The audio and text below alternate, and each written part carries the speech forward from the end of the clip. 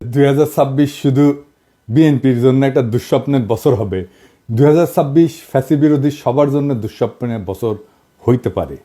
আর এই দুঃস্বপ্নে পতিত করার দায় আমাদের সবার কম বেশি থাকলেও মাস্টার অব দ্য সেরিমনি হবে বিএনপি, আমাদের প্রিয় বিএনপি। কেন সেটা আলাপ করে নিই। আমি কয়েকদিন আগে একটা ভিডিও করেছিলাম যে বিএনপির কেরা উঠিছে, সেখানে আমি বলছি যে বিএনপি কেন এত নির্বাচন করে। আর সালাউদ্দিন সাহেব কইছে নির্বাচন দেরি করার পিছনে যুক্তিটা কি সেটা দিতে হবে। আমি কইছিলাম যুক্তিটা আমি দেব। তো ক্যারা উঠলে বুঝছেন তো কোন ক্যারা, ওইটাই। ওই ক্যারাতে মানুষ যেমন উত্তেজিত হইয়া যায়, তেমন বিএনপি 2025 সালে খুব উত্তেজিত হয়ে উঠছে। এই উত্তেজনার স্বপ্ন দোষ হবে 2026 সালে। আমি বানাইয়া কিছু বলতেছি না। বিএনপি মানে জিয়াউর রহমানের আদর্শের বিএনপি আমার খুব পছন্দের দল। আর হাসিনার ফ্যাসিস্ট আগ্রাসন থেকে সবচেয়ে বেশি মাইর খেয়া কিচ্ছু করতে না পারার দল হইল বিএনপি। এরা মাইর খেয়েছে ছাত্রদের কারণে, আজকে তাদের জীবন বাঁচাইতে পারছে। দেখেন রিজভী ভাই কি বলে। বিশেষ করে স্কুল কলেজের মাসুম বাচ্চারা নিজেদের জীবন দিয়ে রক্ত ঝরিয়ে আমাদের কাছকে মুক্ত করেছে, গোটা জাতিকে মুক্ত করেছে।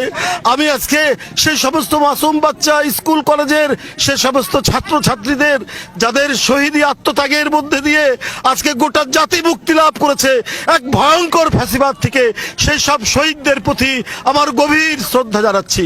আমি শ্রদ্ধা জানাচ্ছি যারা পঙ্গুত্ব বরণ করেছে, যাদের চোখ চলে গেছে, যাদের পা চলে গেছে, আমি তাদের প্রতিও শ্রদ্ধা জ্ঞাপন করছি। আর পাশাপাশি আমি একটু বলতে চাই, সারা বাংলাদেশের আজকে গণতন্ত্রের যে বিজয় হয়েছে, এইটা আমাদেরকে, এই উল্লাসকে আমাদেরকে সংহত করতে হবে।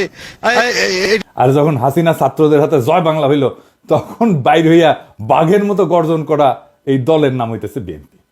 যারা এদের জীবন বাঁচাইলো, যাদের জন্য খালেদা জিয়া আজকে তার ছেলের বাসায়, যাদের আত্মত্যাগে আজকে বিএনপির নেতাদের এত লম্ফজম্প, তারাই নাকি আবার আন্দোলনের মূল মাস্টার মাইন্ড।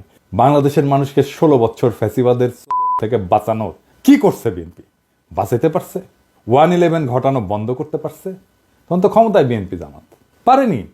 বাংলাদেশের উপরে যাইতে বসে এই ফ্যাসিবাদী শাসন, এইটা থেকে মুক্ত করার জন্য বিএনপি কি করছে?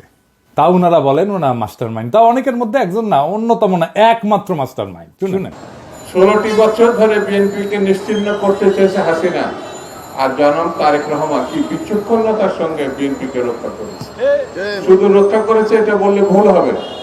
কার্যকর আন্দোলন গড়ে তোলার জন্য যা যা করার দরকার, এই আন্দোলনের একমাত্র মাস্টার মাইন্ড হচ্ছে জনাব তারেক রহমান। এটা যদি কেউ ব্যাখ্যা করে বোঝাতে হয় তাকে, তাহলে একটু অসুবিধা। এই কথায় এখন আর হাসি পায় না। আমি হাসে কি করুম? পাবলিকই তো হাসতে হাসতে শেষ। তো বিএনপির কাছে আমার প্রশ্ন, আপনারা যদি আন্দোলনের মাস্টার মাইন্ড হবেন, তাহলে আপনাদের 31 দফার একটা দফাতেও এই জুলাই আগস্ট বিপ্লবের আন্দোলনের শহীদদের, আহতদের নিয়ে কোনো দফা নাই কেন? 1971-এর মুক্তিযোদ্ধাদের নিয়ে তো 21 নম্বর দফা আছে। তাদের তালিকা করবেন, স্বীকৃতি দেবেন। 2024-এর স্বীকৃতি কোথায়? তাদের পুনর্বাসন কোথায়? ভুলে যান না, এটা আপনাদের 2001-2006-এর অ্যানালগ দেশ না, এটা প্রযুক্তির বিশ্ব। নির্লজ্জভাবে আন্দোলনের ক্রেডিট নেবেন, আবার এইভাবে ধরা খাইবেন, আবার ক্ষমতায়ও যাইবেন। এত খাইতেছেন কেন বাবারা? খাইবেন ভালো কথা, খাওয়ার জন্য তো চাষাবাদ করা লাগে। ছাত্রদের কি হালের বলদ পাইছেন যে তাদের ময়দা খেতে চাষ কইরা ক্ষমতা যাওয়ার স্বপ্ন দেখবেন? এই স্বপ্ন আপনার স্বপ্ন দোষ হবে 2026 সালে। 2026 বাংলাদেশের জন্য খুবই জটিল, খুবই কঠিন, খুবই অনিশ্চিত একটা বছর হবে। বাংলাদেশের মানুষকে হাসিনা সরকার উন্নয়নের যে মূলা দিছিল, ওই মূলা ক্ষেত দেখা 2021 সালে আমাদেরকে অনুন্নত রাষ্ট্র থেকে উন্নয়নশীল রাষ্ট্রের মর্যাদা দেওয়া হয়েছিল। মর্যাদা না, কিন্তু এই উন্নয়নশীল রাষ্ট্র হিসেবে বাংলাদেশের জন্য অপেক্ষা করতেছে কি কঠিন চ্যালেঞ্জ। সব চ্যালেঞ্জের কথা আজকে কমু না, তবে আমরা মাঝে মাঝে বিএনপির এইভাবে পরীক্ষা নিব। আপনাদের প্রথম চ্যালেঞ্জ হইলো না, সব চ্যালেঞ্জের কথা আজকে কমু না, আজকে কয়েকটা চ্যালেঞ্জের কথা কমু, বাকিগুলো খুঁজে বের করেন। আপনারা তো বহুত বুঝেন, সবার থেকে বেশি বুঝেন। আমাদের প্রথম চ্যালেঞ্জ হলো 2026 সাল থেকে আমরা ইউরোপিয়ান বাজারে জিএসপি প্লাস পাবো না। জিএসপি হইল সেই মেকানিজম যেটা দিয়ে ইউরোপিয়ান বাজারে আমাদের পণ্যের, বিশেষ করে গার্মেন্টসের শুল্কমুক্ত প্রবেশ নিশ্চিত করা হয়। এর মধ্যে অন্যতম হইল তৈরি পোশাক শিল্প। 2026 সালে জিএসপি প্লাস পাওয়ার অন্যতম শর্ত হইল সুশাসন, কলকারখানার শ্রমিকদের অধিকার নিশ্চিত করা। সুশাসনের কথা কইলাম না, ওইটা আপনারা কেমন পারবেন সেটা 2001-2006 সালের কথা মনে আছে, কিন্তু কলকারখানার শ্রমিকদের অধিকার নিশ্চিত করতে আপনারা যে পরিকল্পনা দরকার সেটা আপনাদের নাই। কেন জানেন? আপনারা হইলেন ব্যবসায়ী আর বুর্জাদের নিয়ে তৈরি দল। গরিব মানুষেরা রক্ত দেয় আর বড় লোকরা মাখন খায়। আপনাদের যারা জনগণের সাথে সম্পৃক্ত ছিল তাদের কি অবস্থা আমি একটু পরে দেখাবো। হ্যাঁ, কি অবস্থা, বের করে দেন, নয়তো মেরে ফেলে, পিঠে মরে যায়, বনে বাজারে ঘুমায় বেড়ায়। ঢাকায় এসে রিক্সা চালাইছে যে সমস্ত লোকেরা, দারোয়ান হয়েছে, পাঠাওয়ে কাজ করছে, তাদের কোনো খবর থাকে না। সবাই আইসা তখন টেকার লোভে জড়া হয় আশেপাশে, অর্থলোভী এলিট। আর এই রাসেলের মতো লোকেরা আপনাদের দলে ফিরতেছে, নতুন এসালম হয়ে উঠতেছে। আপনাদের এক্সাম্পল দিই, আপনাদের তৃণমূলের নেতাকর্মীদের কি অবস্থা, আপনাদের যুব দলের নেতারে আর্মি পিটায় মেরে ফেলাইলো, দেখছেন বাচ্চাগুলোর কি অবস্থা। অথই পাথারে পড়ছে এই পরিবারটা। ভাই, এই দলের রাজনীতি করেন, এই দলের হয়ে আমার পেজে ঝাঁপায় পড়েন জিজ্ঞাসা নিয়ে, এই পরিবারের খোঁজ দিয়ে আমাকে জানান, এই পরিবারের সব দায়িত্ব আমি নেব।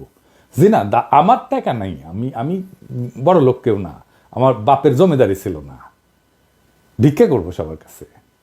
আমার ভিক্ষা চাইতে কোনো গ্লানি নাই। একটা লোক সারা জীবন বিএনপির রাজনীতি করে গেল, আর্মির পিটানিতে জীবন গেল, তার পরিবারকে বাঁচানোর জন্য পিনাকি ভিক্ষা করবে, আর পিনাকি শেষ জীবনে অপবাদ নেবে যে ভিক্ষা করার টাম করে কোটি কোটি টাকা আত্মসাৎ করেছে। আমি এগুলো জানি, হ্যাঁ এগুলো জানি, এটাই বাংলাদেশ। হ্যাঁ বুঝছাও।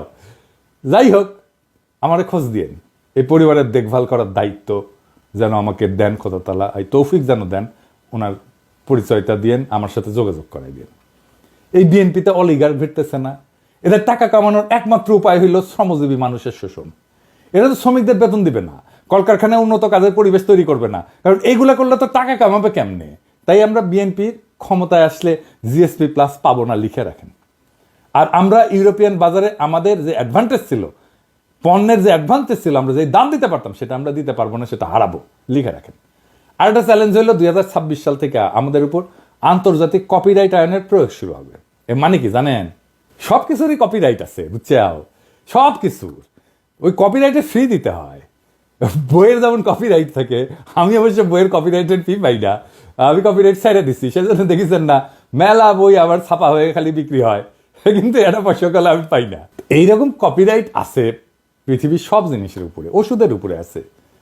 এই কপিরাইটের যখন প্রয়োগ শুরু হবে তখন ওষুধের কপিরাইটের ফি আমরা এখন দেই না, সেজন্য আমাদের দেশে ওষুধের দাম কম। এই কপিরাইট আইন প্রয়োগ শুরু হলে প্রথম ভিকটিম হবে আমাদের ওষুধ শিল্প। আজকে গরিব মানুষ যে ওষুধ 10 টাকা দিয়ে কিনে খেতেছে, তার দাম হবে 500 টাকা। আমাদের তখন ওষুধ উদ্ভাবনের যে সূত্র, তার জন্য রয়্যালটি দিতে হবে, কপিরাইট ফি দিতে হবে। অলরেডি আসন্ন দাম বাড়ার সাথে মানুষের অভ্যাস তৈরি করে নেওয়ার জন্য আইএমএফ ওষুধের দাম বাড়ানোর জন্য পরামর্শ দিছিল এবং ভ্যাট প্রয়োগ করছিল। আমরা দাবরানি দিছি, প্রফেসর ইউনূসের সরকার তাৎক্ষণিক সিদ্ধান্তে বাতিল করছে। আমরা ধন্যবাদ জানাই। অবশ্যই এইরকম জনমুখী সিদ্ধান্ত বিএনপি নিতে পারবে না, কারণ তাদের তো ব্যবসায়ী ক্লাবকে টাকা কামানোর ধান্দা করে দিতে হবে।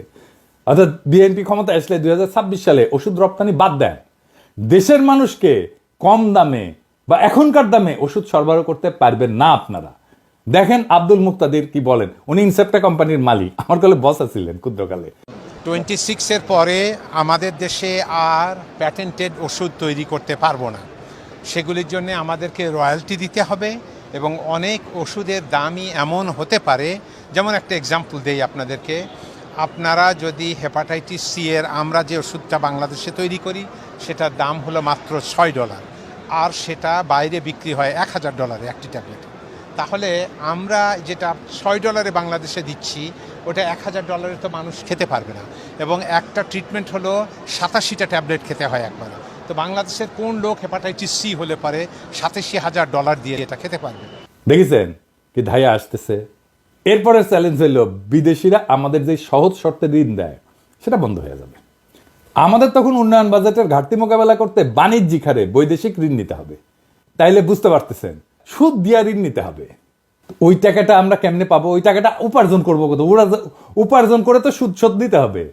আভ্যন্তরীণ অর্থনৈতিক সক্ষমতা তৈরি করে তারপরে ওই সুদটা শোধ দিতে হবে। এটা কেমনে করবেন আপনারা জানেন? আপনাদের কাউকে তো কোনোদিন এইসব নিয়ে কথা কইতে দেখি না। এইসব ফাও মজা করার দিন শেষ। বিএনপির যারা ভাবতেছেন যে ক্ষমতা এসে 16 বছরে ক্ষুধা মিটাবেন, তাদের জন্য এক বালতি সমবেদনা রইল। এইরকম প্রস্তুতি নিয়ে ক্ষমতা আসলে পাবলিক টাইনে নামায় দিবে যদি দায়িত্ব নিতে না জানেন।